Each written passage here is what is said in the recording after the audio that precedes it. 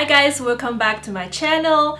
So this is actually the part 2 of the Chinese culture. So if you haven't watched the first one, I will leave the link down below and then go check that out before you start this one.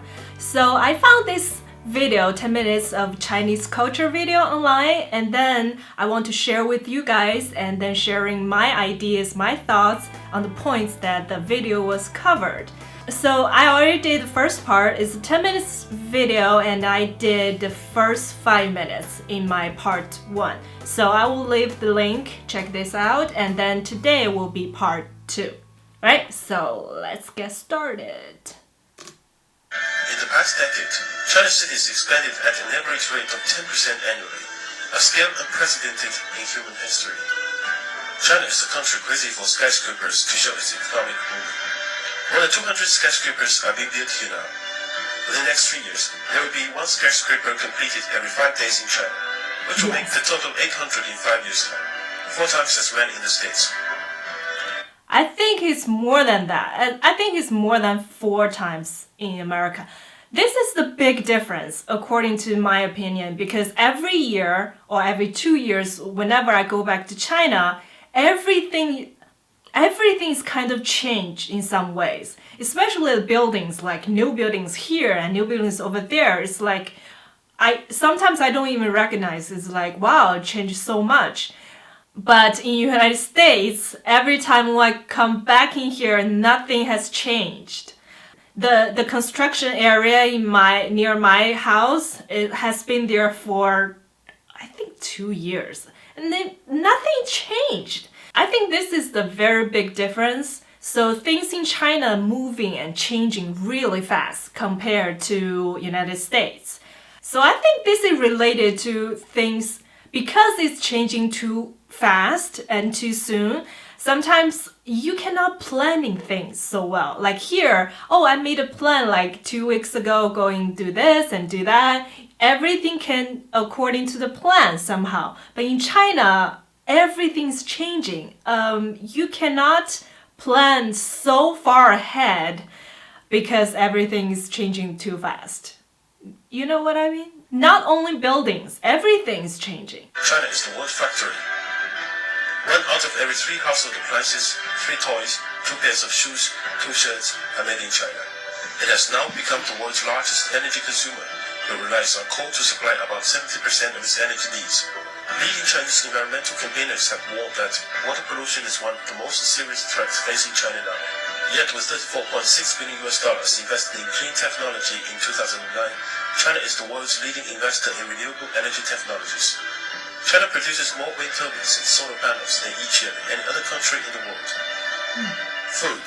Okay, before we start on food, they were referring to the water pollution. I think the bigger problem right now is the air pollution. This is kind of a huge thing in China.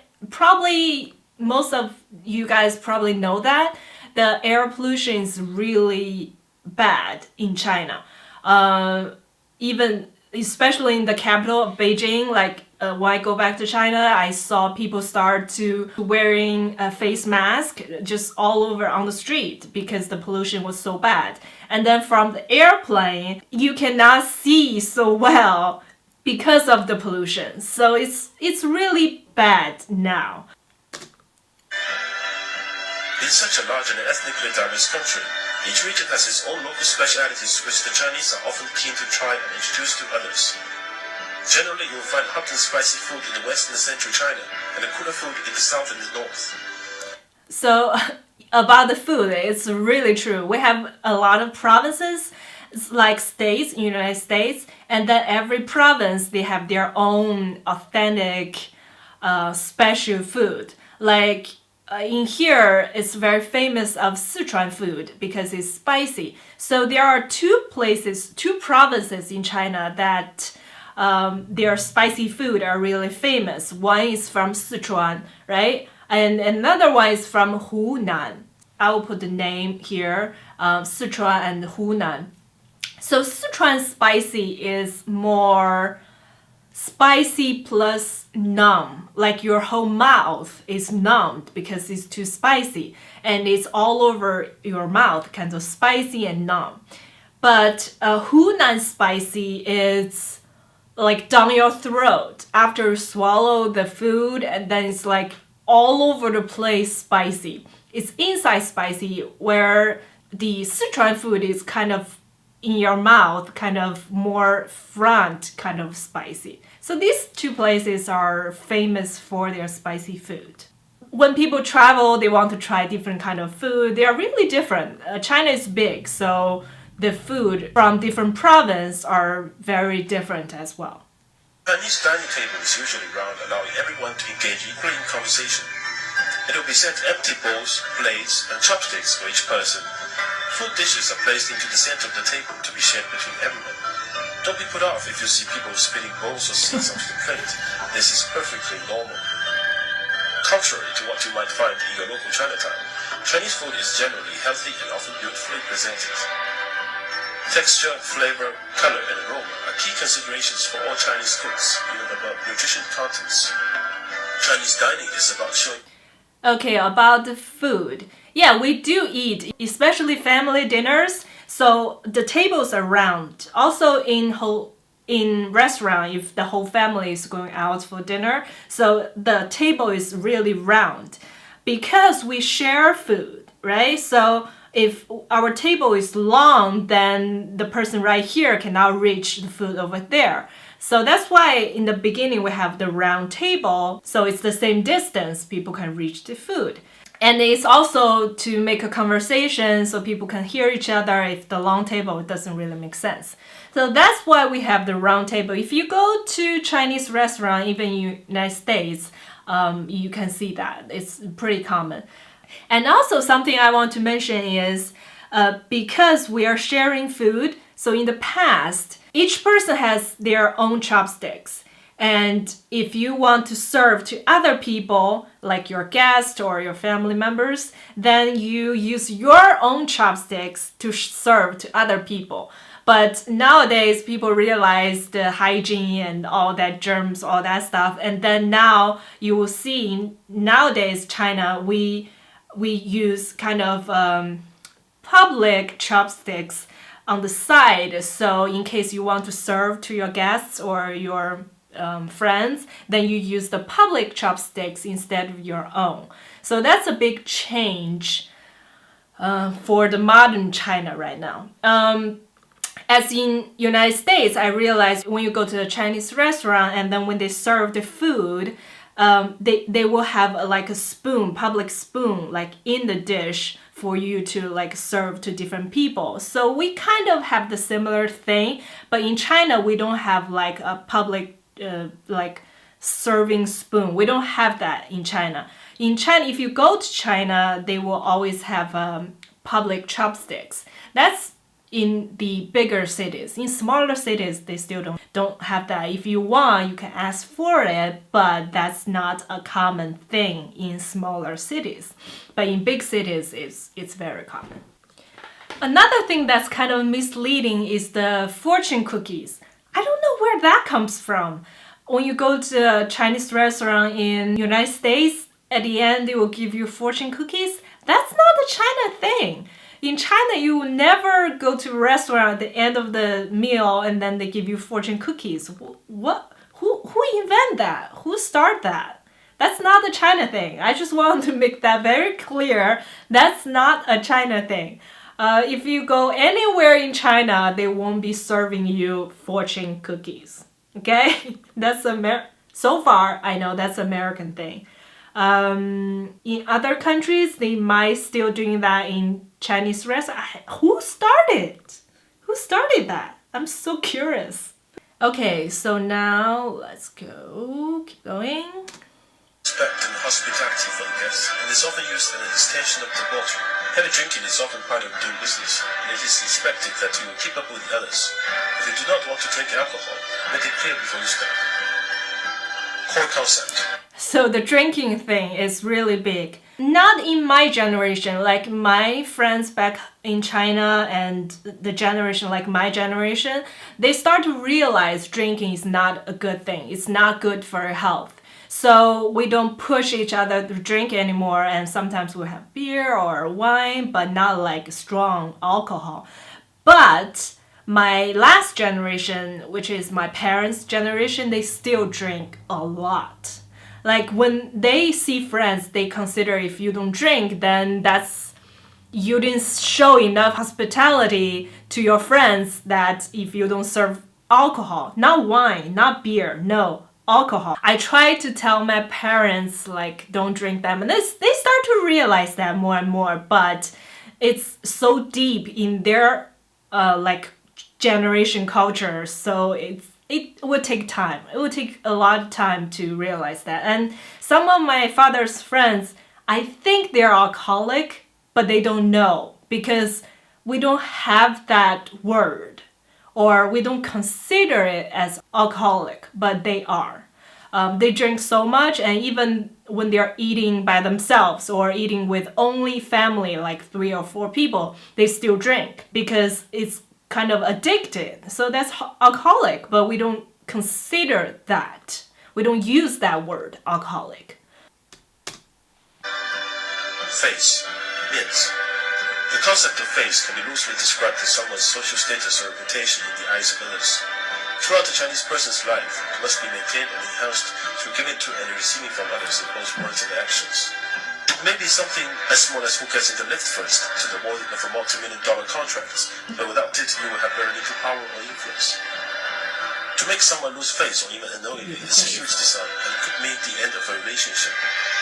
Connections, 关系. 关系 literally means connections or relationships. It essentially boils down to exchanging favors.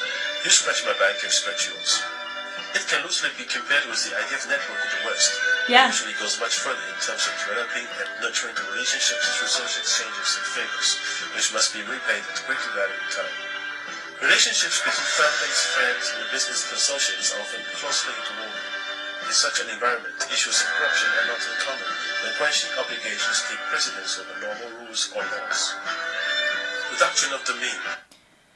Okay, for the face, losing face, and then the networks, 关系. 关系 means connection. Directly translation, that means connection, connecting. That's 关系. But it means relationships or networks. I don't think that's the thing in China now, because all over the country, as long as there is people, human in the country, those people will exist. Because if you have power, others don't, and then you use your network. So I don't think this is a typical Chinese thing. It's all over the world, I think. So the losing face, networks, it's not typical in China. Known as deduction of the mean or good mean. This concept involves balancing one's position among a group to maintain conformity and a sense of harmony. To do this while still achieving one's personal objectives is considered by the Chinese people to be the ideal way of living. This can be applied to the workplace, where one should behave in a way which is seen to be neither ambiguous nor lazy at the same time. Chinese people never openly criticize, ignore, or make fun of a person in front of others, even jokingly.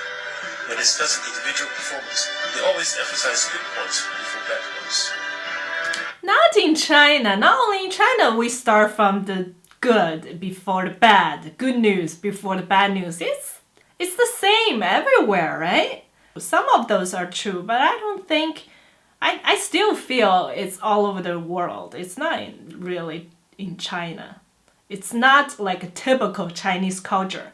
But the harmony thing, I think that's a Chinese thing. Yeah, that's true. Differences. Chinese people may ask you personal questions or make observations about your age, income, religion, or appearance, but don't take it personally. Likewise, Chinese rarely say please or thank you, as it is seen as a necessary formality between friends or family. In the Chinese... Yes, for the asking age and money, between family members, it's very, very common. We don't consider that as rude or that's my privacy. You shouldn't ask that. Among your families, you can expect everyone to know your salary. You can lie, but people will ask, that's for sure. But the money between friends, it's not as common as family. But for strangers, I don't think people will ask your salaries if they don't know you at all. This is not common. So I think in family members, yes, they will definitely ask about your salary. Friends, depends on how close you are with your friends. Strangers, no, I don't think so. So I think that's the big difference. I think in other countries, even in your family members, you don't ask each other's salary, right? About age of family member already know your age. If your friends know your age, strangers, they don't. I don't think anybody has asked about my age. Maybe before I was 20, people will say, oh, like a teenager, they will ask. That doesn't matter. But I don't think anybody has asked me if they are a stranger to me. That's not common. After only the most senior attendees will talk, all questions should be directed to those people. Silence is not a sign of weakness in China. Often the unsent message is more important than what is being said verbally. To be successful in China requires different ways of thinking. A famous Chinese historian professor put this well. The Chinese people are frank yet tactful, honest yet sophisticated, suspicious yet gullible, unscrupulous yet loyal, advocate etiquette yet often appear unmannered, stand for the golden mean yet are extreme, value the quality of being thrifty yet like to parade their wealth, maintain traditions yet not to chase modern fashion, believe contentment brings happiness yet often daydream about becoming overnight millionaires, believe the word of the fortune teller, yet lack affiliation to any religion. This is China, one big contradiction which refuses to be placed in a box. In China, you will find all extremes, but that's all part of the challenge and adventure of doing business here. Be patient and have fun.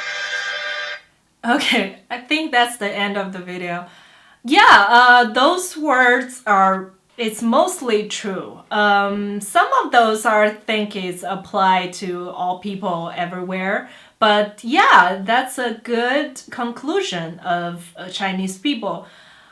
I think the majority of people kind of are like that. But as China is opened up to the world, like people can go in and out of China, not as before, people cannot go out or come in. I think a lot of different cultures from different other countries are coming in, so those things are applied less and less, not as extreme in China now. So we're absorbing different cultures from all over the world, so things are changing a lot. Those kind of apply to more in the old China, but not the new opened up China. That's what I want to say. Okay, I think that's the end of the video, and there are a lot of those kind of video, Chinese culture and sometimes even Chinese economics or even China fun facts. So if you want me to do any more of those videos, it's kind of fun to sharing my thoughts on the points they were talking about. Just let me know in the comments down below, and I will see you guys in the next video. Bye.